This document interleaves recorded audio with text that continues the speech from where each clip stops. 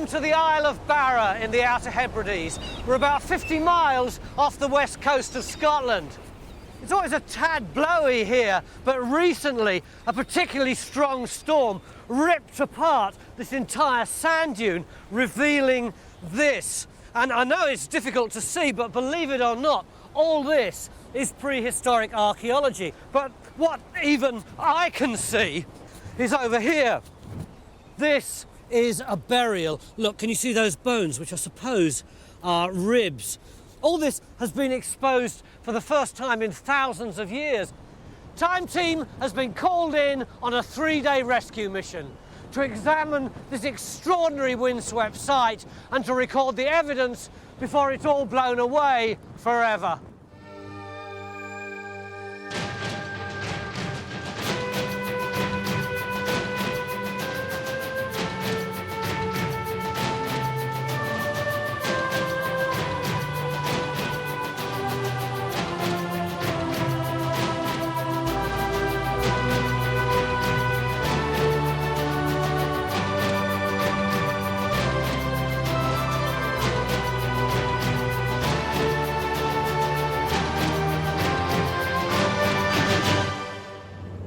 Time Team travel all over the UK, but this trip out from Glasgow to the island of Barra in the Outer Hebrides really feels like a bit of an adventure.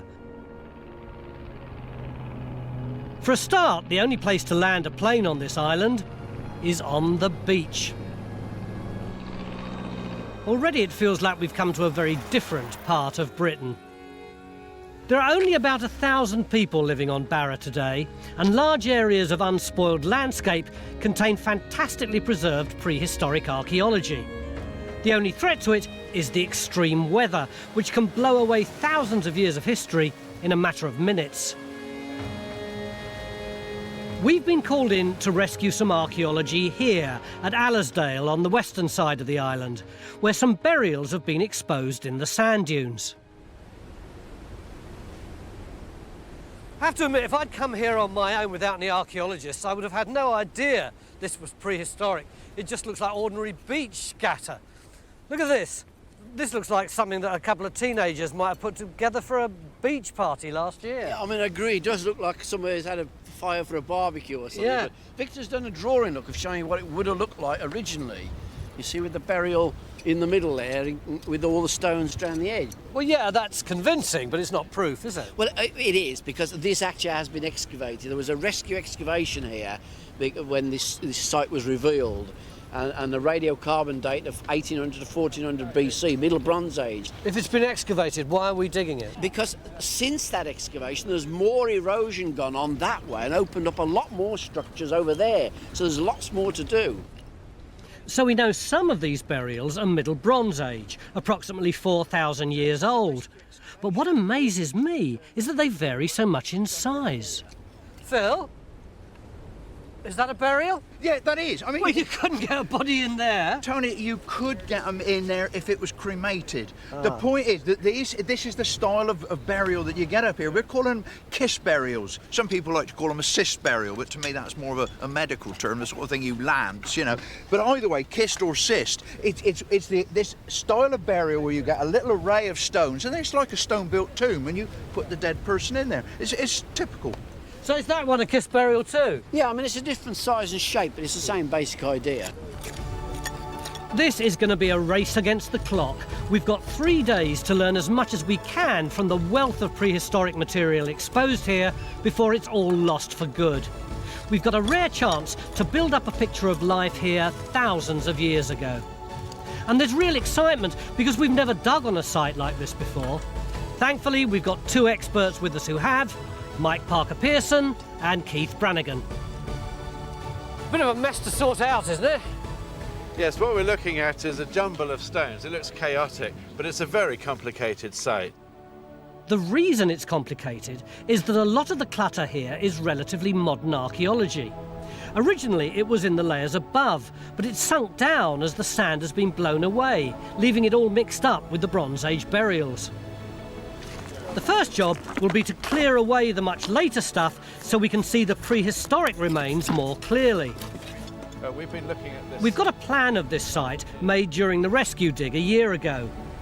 It shows the 4 kists that have already been dug and the site of a prehistoric roundhouse that's never been investigated and is now being severely eroded.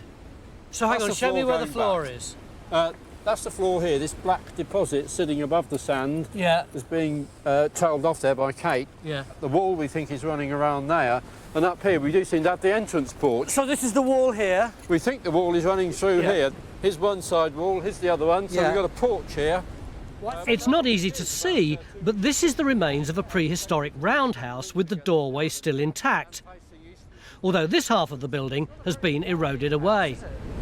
I feel very nervous walking about on all this archaeology. Yes, you should be. It's very fragile. And to find this kind of thing, a floor that people walked about on, ate on, slept on, it's really remarkable. People have been building roundhouses on this island since at least Neolithic times. That's about 7,000 years ago. But it's more likely that our roundhouse was built in the Bronze Age, some 4,000 years ago. Or later still in the Iron Age, making it a mere 2,500 years old. To find out just how old it is, we need to find some datable evidence like pottery. But one of the main goals of this dig will be to learn more about the many weird burial practices that went on here in the Bronze Age. And the most urgent rescue job is to investigate a kist burial here, which is being badly eroded. This kist seems to contain not only the skeleton of a small child, but also the cremated remains of another person on top of it. These bits of bone are blowing away. Look, Yeah, is that part of the skeleton below it? It is. The problem is that both of these individuals actually look like juveniles. They're probably about sort of 5 or 6 year olds, so the bone is very, very light. And as you can see, it's almost excavating itself because the sand's blowing. It's blowing away. I mean, and what's that bit there? That's an ear bone. All right, so that's underneath here somewhere. It's right inside. That's what it looks like on the inside, basically. Right, yeah. right. Jackie can tell that the cremated remains were also a child burial because this tooth has survived the fire and is still intact. So that enables you to say that it's a juvenile rather than an older person? Yeah. Right. Yeah. Jackie's challenge today will be to carefully unpick the evidence in order to work out the story of this double burial. Obviously, they were done within a relatively short space of time of each other. They'd know that this inhumation burial was here. Now, whether they were done at the same time, and for some reason one individual was cremated and the other one wasn't, or whether there was several years between it, and the grave was marked in some way. Is there any way we could tell whether they were related at all? No, it would be conjecture, really. I mean, the fact that you've got two individuals within the same grave suggests that there's some sort of relationship. Yeah. But in a close-knit community, they could have been just good friends. Yeah. Thankfully, nowhere on the island is more than a 15-minute drive away, and we've found a bolt hole to escape the wind. The local school is going to be our incident room over the next 3 days. Stuart, why do you reckon our settlement's so close to the sea? I couldn't see a harbour or anything like that there. No, and it's actually quite difficult not to be near the sea here, isn't it? It's an island, on an island, which Henry's model shows really well. Yeah, the little red dots where we're digging, just in there. But look how it's dominated by these mountains and high ground. These are rocky outcrops, really difficult to settle on, to live on. But round the fringes here, you've got these low-lying areas. Locally, they're called maca. It's a Gaelic word meaning low-lying, fertile ground. It only occurs on the Western Isles of Scotland and in Ireland. And it's very rich agricultural ground, so it's an ideal place to settle. One of the nice things about the maca is that because it's very soft, you can actually dig into it. Elsewhere, where it's rocky, you can't dig into the ground, so it helps that concept of digging down and getting shelter there. With the maca grassland providing the best place to live on the island, it's possible our site here could have been occupied over thousands of years. So how old is the roundhouse we're revealing in the sand? Phil reckons he's found the answer. We got this whacking great sherded pot literally lying on the floor. A sherd from a cooking vessel, and we've actually got the top part of it, so if I very carefully pick this bit up, you see we've got bits of rock in here. So this is all going to be locally produced. This is local clay. The other side would have been out here, and the bottom of it down there. It's a big old pot, that is, Yeah, isn't it? yeah, and you can see the sooting on the outside, and that's from the peat fire, so it actually sat in the fire itself. And you say this is where the main central cooking hearth would have been? Yeah, right in the middle of the house. Because- so just over there. You can see as you go in, you do get more and more burning. You've got masses and masses of charcoal right in the edge of the trench. That is the edge of the fire then? Yeah, the fire would have been right down there. We're on the very side of it, and from other sites where we've excavated house floors like this, this was the cooking area. So I'm not surprised to find that there at all. This chunky bit of pottery suggests our roundhouse is Iron Age, probably built around 500 BC, a good 1,000 years after the kist burials were placed here in the Bronze Age. We now know we're investigating 2 different periods of activity on this site. But the intriguing question is, how did they manage to make pottery here in prehistoric times? Because then, as now, there were very few trees on the island and no ready source of wood to fire a kiln. Over the next 3 days, we're going to carry out an experiment to build a kiln based on evidence found on Barra. So is this the sort of structure they would use to fire pottery then? Yeah, we found something like this at the Neolithic site on the other side of the island, where they dig a pit, put a bonfire and essentially put the pot in the bonfire, and then they build a dome over it of either peat slabs or slabs of turf. So it's not kiln as such, No, is it? no, it's what we call a clamp. Right, and they're using peat to do this? Yeah. Yeah, that's one of the really interesting things about it, that by the time you get to the early Bronze Age around here, there's almost no wood left. So that Right. really, apart from getting it going, the only thing you can use seems to be peat. So it's going to be very interesting to see whether we can get a successful firing just using peat. So it's a genuine piece of experimental archaeology then, to see how you do it, whether it works, Yeah. whether the fuel works. Yeah. That'd be very exciting, wouldn't Yeah. it? We've dug up some local clay to make some pots for this experiment and enlisted the help of a professional potter. Prehistoric pottery was made by hand using coils of clay. But amateur potter Mick Aston isn't happy with his materials. It's just rubbish, it's falling to pieces. It's all cracking up round the edge. It's just like the generation game here, isn't it? It's terrible. There's not enough clay in proportion to the sand.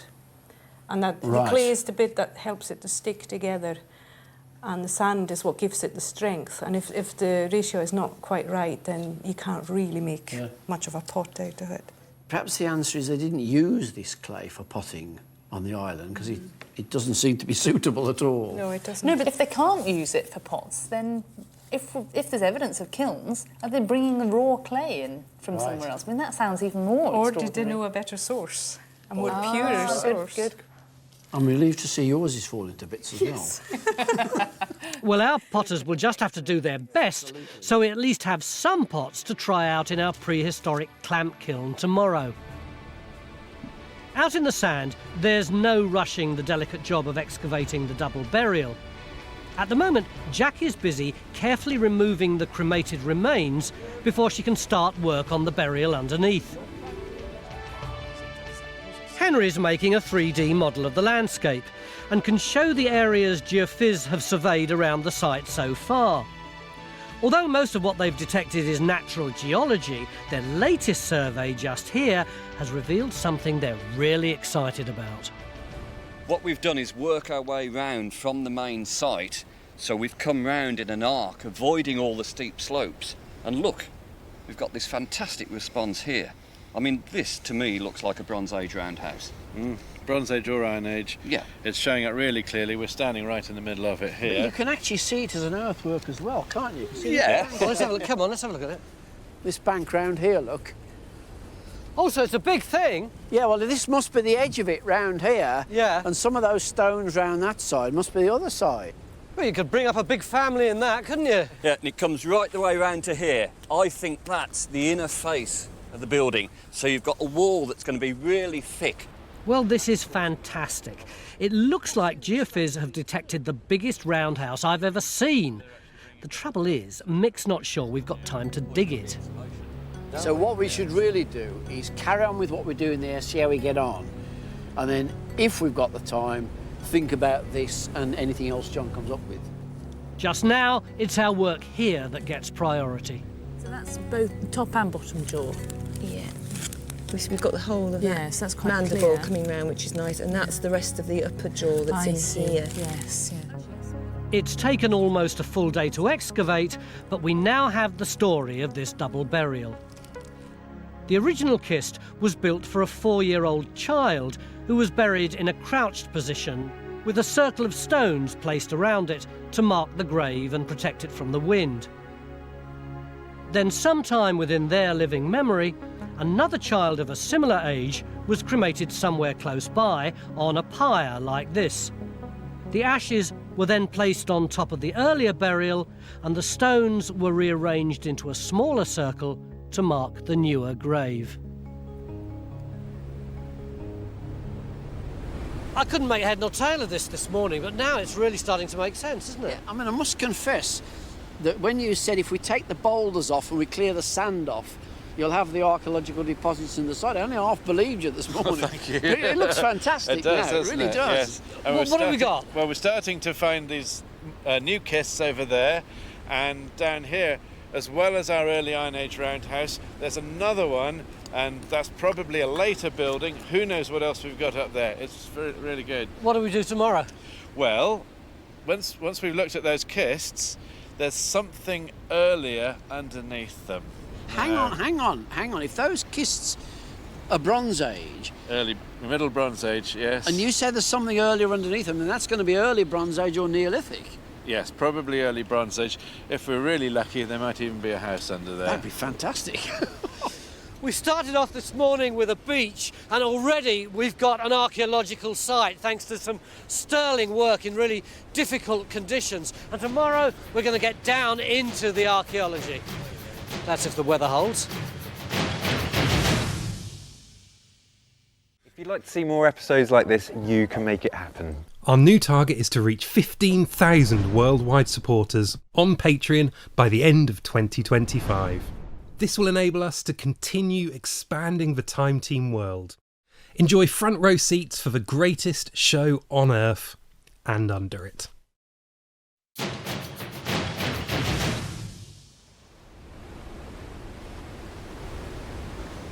Beginning of day 2 here on Barra in the windswept outer Hebrides. And here's part of Time Team you don't see very often. The wind's so gusty that we're having to strap the Portaloo down, otherwise it might end up in Glasgow. And we've got sandbags all along the bottom of the tent to stop that blowing away. The reason that we're prepared to suffer all this horrible weather is because just round the corner we're doing a rescue archaeology job. We've got some fantastic stuff around there, all prehistoric, at least 2 houses, possibly 4 burials, and we've got to work as quickly and efficiently as possible because the weather's so unpredictable that what with the wind and the rain, the whole site could be blown away at any moment. With no time to waste, Jackie's started work here investigating another Bronze Age kist burial. Luckily, this one hasn't been damaged by erosion as yet, and the calcium in the sand has helped preserve these bones incredibly well. Jackie reckons we could get a really good story here. As you can see, we've got all the stones of the kist surviving here, and this has protected this grave and the full of the grave from the scouring of the wind coming up, the same way as we had in the one we were looking at yesterday. And the other thing is that, as you can see from the skull here, you've got a full-size adult, so the bone is much more robust than the young individuals that we had yesterday. It's not only human bone that's preserved well, we're finding sheep, cattle and bird bones, giving us some idea of their diet. This bird bone, in fact, may also have been used to decorate this bit of Bronze Age pottery. Oh, it's almost a perfect fit. Look, one in there, one in there, one in there. We're also getting finds we've never seen before. Ah, well, this is a slightly unusual looking bone, and in fact it's the ulna, which is part of the arm of a grey seal. So this is telling us that not only are they having sort of domestic farm animals, land animals, they're actually going out and they're hunting. If you look around the island, you can always see the grey seals popping up. The times you hunt them is in the autumn, and that's when they come onto the land to pup. And they're much slower because obviously they're protecting their pups and things, and that's when you catch them. We have evidence for them seasonally going out to the islands and actually hunting the seals. In prehistoric times, the people living here were completely self-sufficient. It's very different today, when almost everything arrives by boat here at Castle Bay, which is the nearest thing to a town on the island. In the Bronze Age, one of the best places to live was here on the Maca, where it was possible to grow crops in the sandy soil. Amazingly, we've now found traces of prehistoric plough marks in the sand. So this was all that's left of an area of fields which probably covered most of this. And would that have been in the early Bronze Age? That's going to be early Bronze Age because it seems that the kists are cut into it. So yes, one there, one All over there, dotted all over this area, That's in it. fact, like that. Today it seems odd to find plough marks here, but in the Bronze Age there were no big sand dunes on this site. This area of Maca was mostly flat arable fields. Maca landscapes are rare and only thrive in wet and windy conditions. In the UK, they're only found in the north and west of Scotland and in Western Ireland. Just under half of Scottish Maca occurs in the Outer Hebrides, and our dig here on Barra is a rare chance to discover all sorts of details of prehistoric life. In some cases very weird stuff, like burying a sheep under the floor of this Iron Age roundhouse. We've actually got a sequence of features. You see that this black stuff there. Now that suddenly stops there. So our burial is later than that, but it is very, very clearly underneath the floor. This black layer that runs right the way across is the floor of our Iron Age hut. So this burial must be at least Iron Age. And Mike was saying that in the northeast quadrant, which is where we are, it is quite common to get animal burials buried underneath the floor. That's right. Cracking, absolutely cracking. We're uncovering a rich story of activity here over many centuries. It starts with evidence of ploughing here in the early Bronze Age, about 1700 BC. And then later on, all these Bronze Age kists are placed here around 1400 BC. We might also have some cremation pyres here, where they were burning the bones around the same time. And then at this end of the site, we've got two roundhouses that are early Iron Age, around 500 and 400 BC. Mike reckons that the roundhouses we're digging up were part of a small settlement that existed on this spot over thousands of years. Just one of the many clusters of houses dotted all along this coastline. They're not quite villages, they're hamlets, but they're separated about 3/4 of a mile apart. But under this lot, there must be many, many more of them then. Yeah, I think this whole area that we're on at the moment, will just be one small bit, 5 to 10% of the total area of this prehistoric because at the moment settlement. we haven't, for example, got the settlement where the people that were buried here lived. What we've got are Iron Age We've huts, got the later early Iron settlements, Age, Iron Age, whereas this is Middle Late Bronze Age burials. And I bet it wasn't far away. I mean, it's quite mind-boggling how much must be buried here. Yes. Although we're uncovering the story of Bronze Age burials like this one, which Jack is now able to tell us is the grave of a woman, we haven't found any trace of where these people were living 4,000 years ago. With this in mind, Mick has decided that we should open a small trench here over the massive roundhouse Geophys detected yesterday. We want to know if this building is part of the Iron Age settlement or if it could be the remains of an earlier Bronze Age roundhouse. Just a mile or so away, we're going to attempt to get our experimental prehistoric clamp kiln going. We want to find out if it's possible to use peat as a fuel to fire pottery, because wood was in short supply here back in the Iron Age. It's thought they probably had enough driftwood to get the kiln going. In fact, we're using paper and wood as kindling just to make sure it lights okay. The whole school, that's these 7 kids, are keen to see what happens because they've made their own creations to go in the kiln. And apart from the occasional use of a blowtorch, they'll be watching an authentic experiment with prehistoric technology. The plan is to let it burn for at least 5 hours, and then we'll open it up tomorrow when it's cooled down. Here, Phil. Yo! Some cracking wall you've got, mate. Can I come in your house? By all means, Tony. Yeah. Make yourself at home. and I'll show you some of the objects that you'll find in my house. We've got these whacking great slabs of pot. I mean, I'm going to try and look enthusiastic. Look, that is a big piece of pot. Look at it. Yeah, it is. It's covered in sand, I know, but... Is that Iron Age? It is Iron Age. Yeah. But you see, the bit that we're really, really excited about is that. Now, we're not sure, but we think that could be part of a mould where they're making bronze. Is that burning? Yeah, it's made out of clay, and it would actually have the shape of the bronze object in it, and of course you pour the bronze in and you get the bronze object out. Because actually, although we call the preceding age the Bronze Age, we hardly ever find any evidence of it on our digs, do we? Well, that's right, but of course, you know, just because they're into the Iron Age doesn't mean to say they stopped making bronze. Yeah. But of course, our real find is not in here at all. It's what's behind you. Yeah. You see, we've got 3 courses of the wall, but the thing that is really, really nice about this, we've actually got the floor that they walked and lived on. So we've got Phil's Iron Age roundhouse here, but the really exciting news right now is in this trench. Matt, you've got your own sandpit to play in. Yeah, it's great, isn't it? How are you getting on? Well, not bad. I mean, it was really difficult to get this turf off. It was really tough. But, I mean, as you can see underneath it, it's just this sand. We're just shoveling it out. Yeah. Matt's discovered that the building here is no ordinary roundhouse, but the remains of a massive Iron Age wheelhouse, a much more sophisticated building, so called because it was divided up like the spokes of a wheel. So what are we actually looking at here then? Well, this trench is just less than a quarter, just smaller than a quarter of the whole wheel. So the centre of it is just beyond the red peg there. Right. We've got the entrance to the wheelhouse here, which we've picked up on the geophysics, the gap in the wall. And in the corner, we've got the beginning of the spoke in the centre there, just where the red peg is. And then it goes obliquely out of the trench, just along that way, and then behind you there. So this is actually the outer edge, probably, isn't it? So, yeah, I mean... But is it the sort of thing you'd expect to find?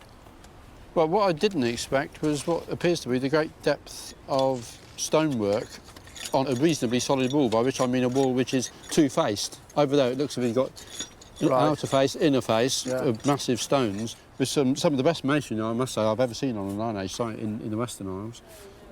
It gets better and better.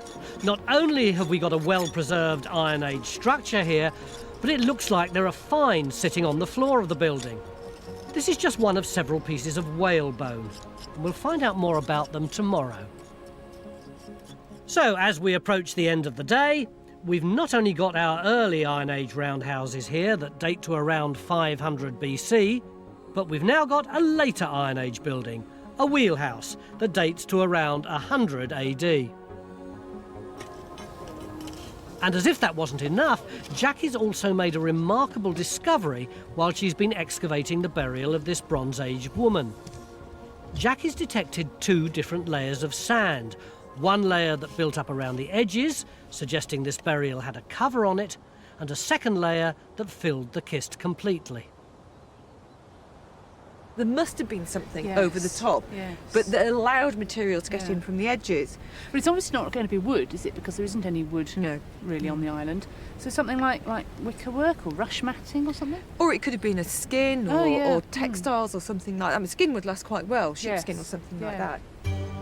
If the cover was made of animal skin, then the kist would have looked something like this when the burial took place some 4,000 years ago. Finding evidence of a cover over a burial is a unique discovery, and Jackie will continue to investigate this burial tomorrow. But already, with the 3 kists we're excavating and the 4 burials that were dug before we got here, it's clear that there were all sorts of different burial practices going on here in the Bronze Age.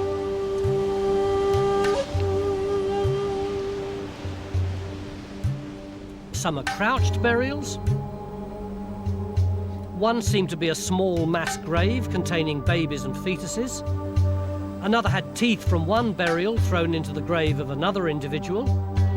One grave had cremated remains put on top of an earlier inhumation with bones pushed aside to make room into the kist.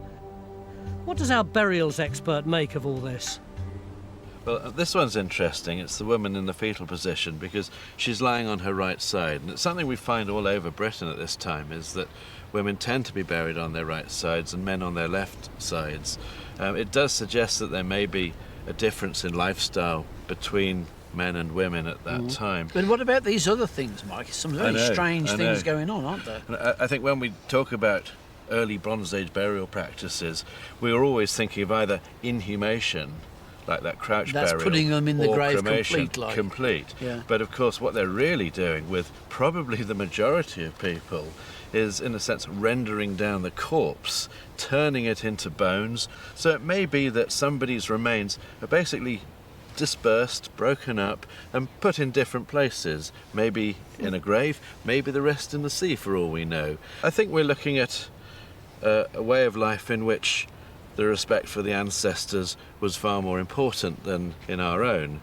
And of course, keeping the actual remains of the dead is in a way not just a mark of respect, but a way of memorializing them, of remembering who they were, so that they have to be treated in a way that we'd find quite odd, maybe inhabiting the same space in some cases, maybe being carried around as keepsakes. I suppose you'd really have a sense of continuity. You'd know where you were in the family if you'd always got your granddad with you because he'd got his femur. Yes, and I think it's really interesting when those things are finally laid to rest, especially where we have these disarticulated bones, because in a sense that's saying that's enough, they now pass beyond memory into forgetting.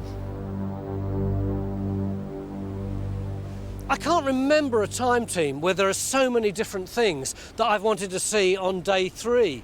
There's the Iron Age wheelhouse itself, of course. Fantastic structure, which surely can only get better. Over here, there's Phil's Iron Age roundhouse. Tomorrow, he's going to go into the floor. Are there going to be any finds there? We don't know. And then there's the pyres there where Ian's digging. What's going on there? And probably most exciting is that incredibly evocative Bronze-Aged woman crouched in her kist. Are there going to be any grave goods associated with her? We won't know till tomorrow. What I do know is that virtually everybody has sloped off down to the pub for a few drinks and some music. It's got to be done, I think. Join a thriving worldwide community of Time Team fans on Patreon. Our new target is to reach 15,000 worldwide supporters on Patreon by the end of 2025. This will enable us to continue expanding the Time Team world with more digs and greater access than ever before.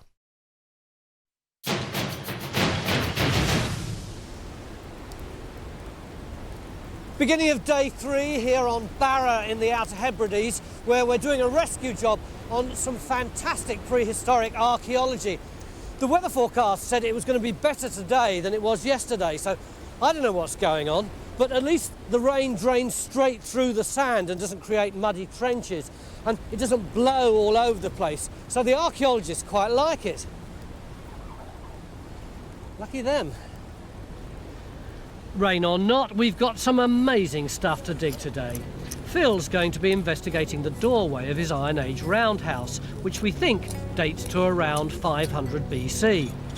Outside of the main dig area, we're unearthing something even more impressive. This huge structure is what's known as a wheelhouse, a building that would have looked something like this, and was built later on in the Iron Age, around 100 AD.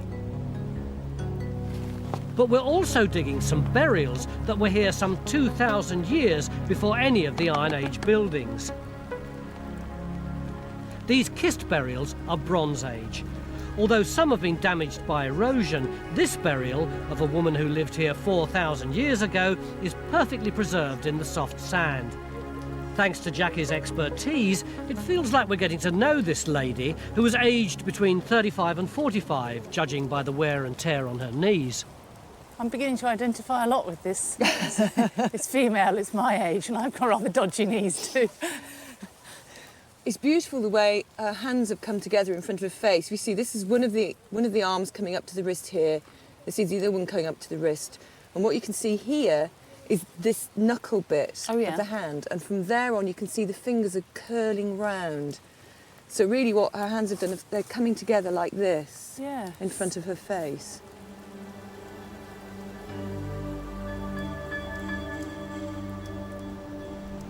Yesterday afternoon, in Phil's Roundhouse trench over there, he showed me this little bit of crud and said it was evidence of bronze making. But then, when the cameras had stopped rolling, he said to me, "Oh, I hope I haven't made a mistake, because if I have, I'll look a right wally."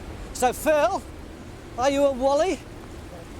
I don't think I am, Tony. I am more convinced of my statement than I was yesterday.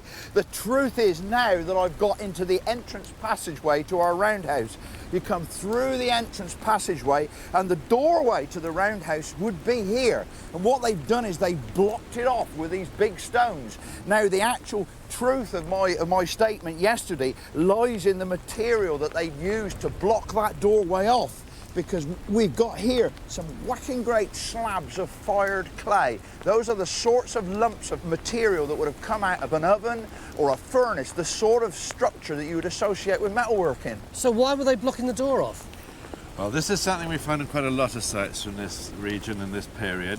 Can you see between Phil's feet, there's a thin stain coming this way, and that's where there would have been a stone slab which would have formed the threshold, so you step onto that and into the house. They've taken that out. They've then piled up these big rocks where the house doorway used to be, so it's in abandonment. They've like sealed it up then when it's been finished with. Maybe the inhabitants died, they've closed it off. Having seen similar evidence on other sites, Mike's sure they're not working metal in the doorway, but using things like moulds for swords and other industrial material to block up the entrance when they abandoned the roundhouse. It's possible metalworking was still viewed as a magical process, and these fragments may have been left as a symbol of their power. Phil's next job is to carefully unpick the stones in this doorway to see what else he can find to shed light on these weird practices. Meanwhile, over in this trench, where we're uncovering our Iron Age wheelhouse, Matt's been lifting the pieces of whale bone that were discovered yesterday. And I'm intrigued to see what our expert makes of them. Well, I can tell you that it is whalebone, and I can tell you it's a large whale, and I can also tell you it's a rib. And there has been some suggestion that people would use ribs structurally, because they've been found lying on top of houses.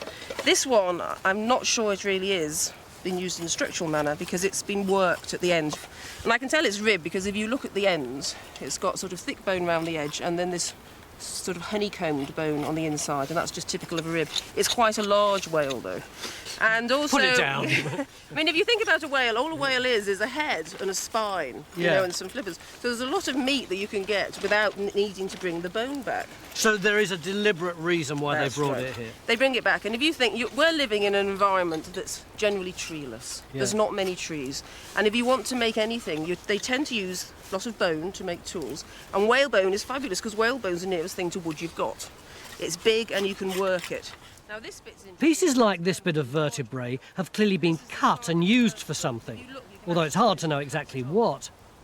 But this was the most prized bit of bone because it's the strongest. It's from the mandible, the jaw of the whale. The mandible is actually this bit here. And it's because whales, most of their body is supported by the water, so they have these sort of very light honeycombed bodies. But the mandible is obviously the business end of the whale. So this is where they make the densest bone, and this is where you make the finest tools. We have other ones that look like they were sort of used for weaving. This, I don't really know, but you have to remember that what we see on these sites is lots of material that we don't normally find in other sites, because they're making things out of bone here that normally you'd make out of wood. And the wood would rot away. And the wood would generally rot away. So it's a bit like digging a waterlogged site. You know, you're getting preservation of things you've never seen before. In the main dig area, we've got the 2 Iron Age roundhouses here and a series of Bronze Age burials. But this area remains a puzzle. We thought this was where they were cremating bodies in the Bronze Age, but the latest finds here suggest they may have been making pottery. Well, you can see the black layer in the middle, where when they've fired this, the firing hasn't reached right through. Oh, right. It's just stopped on the edges, which is one reason why this is just crumbling. It's going back to being just raw clay almost. Basically what they've done is they've just got some clay, made it into a rough old pot and thrown it into a fire somewhere. Yeah.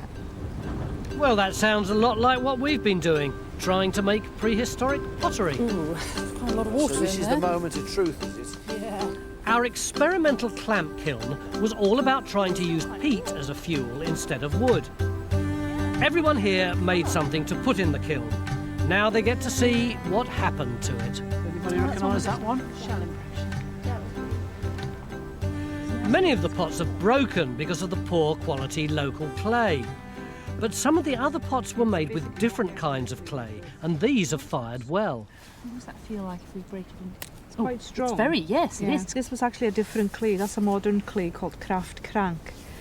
That's what we use in modern pottery classes, isn't it? So does that show that our kiln as a kiln has worked? It's not that there was something wrong with the kiln, it's that there was something wrong with the clay. Yeah. Because this Yeah. is really good to hard stuff. That's interesting, because if the clamp worked, then all our scepticism about the peat as a fuel was misguided. Yes. Whereas our complete cynicism about the clay was entirely justified. Yes, yes.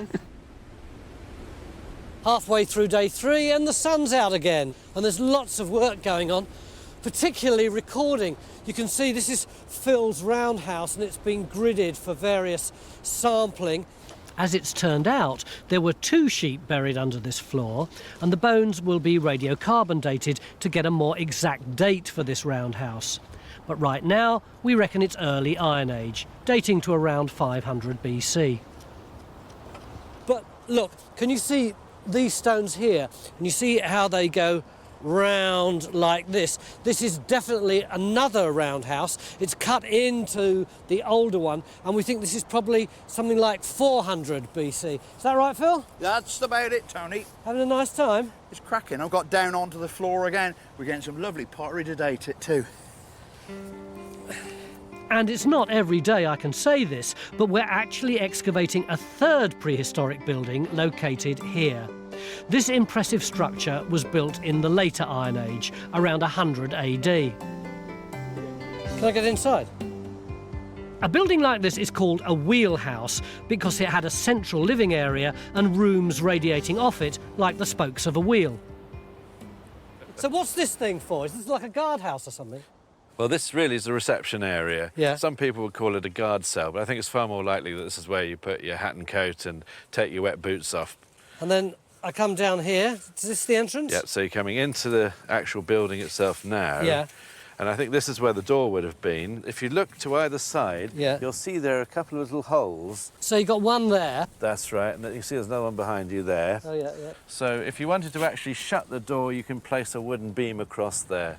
And then I've got one spoke That's going along it. there. And there's another one there. Another one going along here.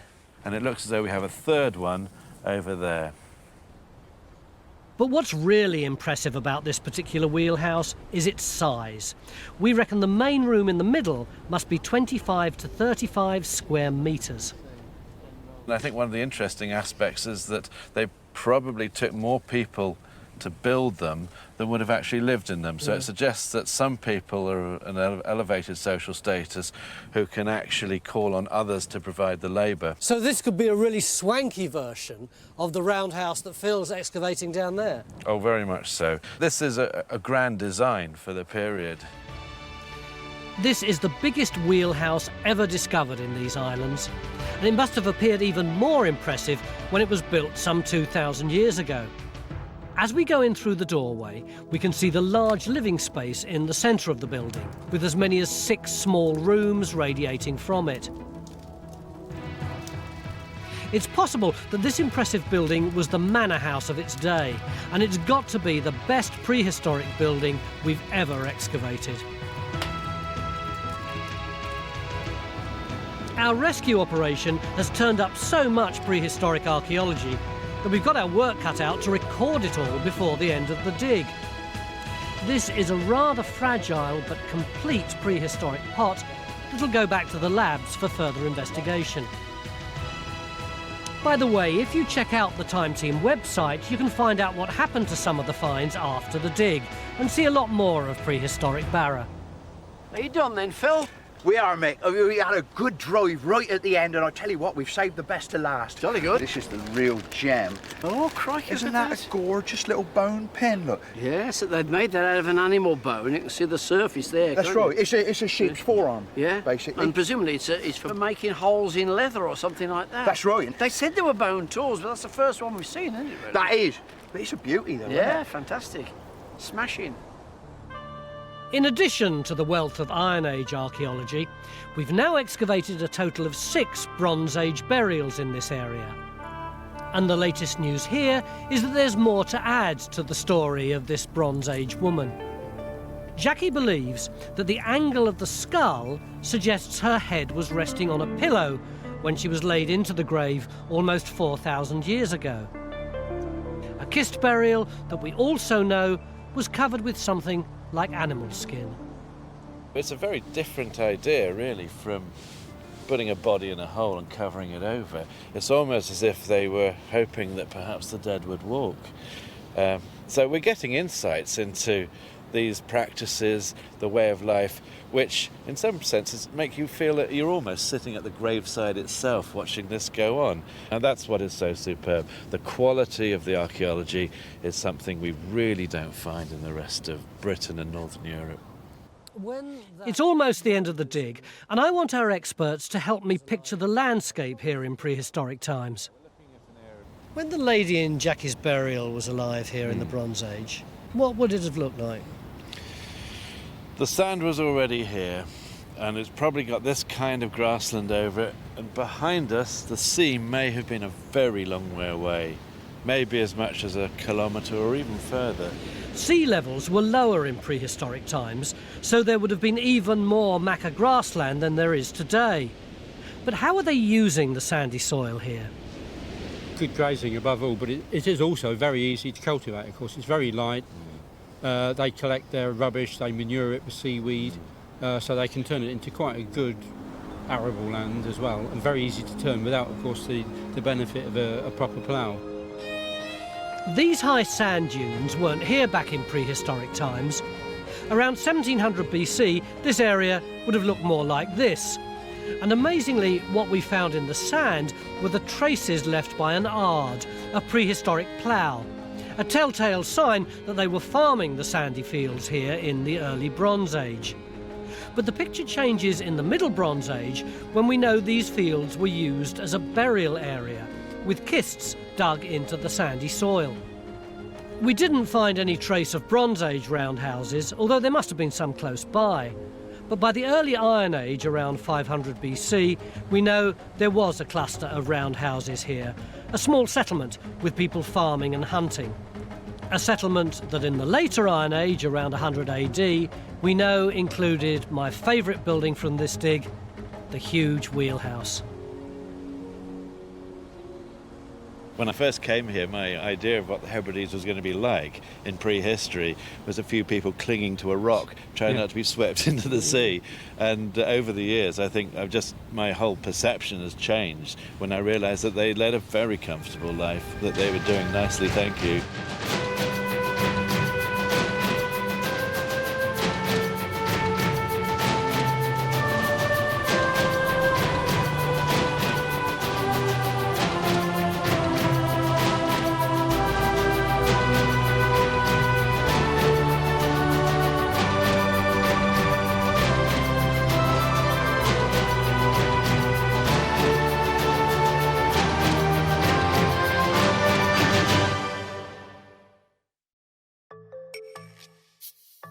Join Time Team on Patreon to access exclusive 3D models, masterclasses, and behind-the-scenes insights.